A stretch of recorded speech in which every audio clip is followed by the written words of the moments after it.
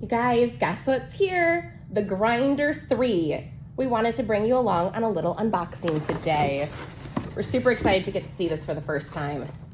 Look at how sleek this is. I absolutely love it. It's a super great size.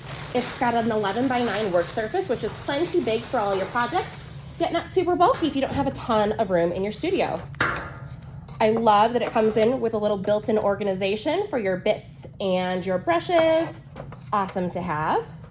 The other thing I'm really excited about for it is it's got this built-in water drain. So you just go ahead and bring your grinder over to the sink, pull that plug, makes cleanup a breeze. Let's go ahead and set this up real quick. So it also comes with a quick fit bit. These are awesome and easy and quick to change, hence the name. It's got the Aquaflow brush system. So this guy just slides right in, no sponge needed. Goes here at your base. We're gonna pretend there's water. Put it back on our work surface.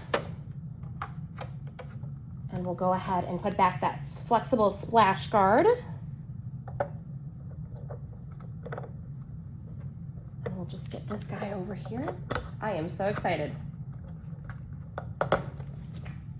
Super quick and easy. Look at that, we're ready to grind.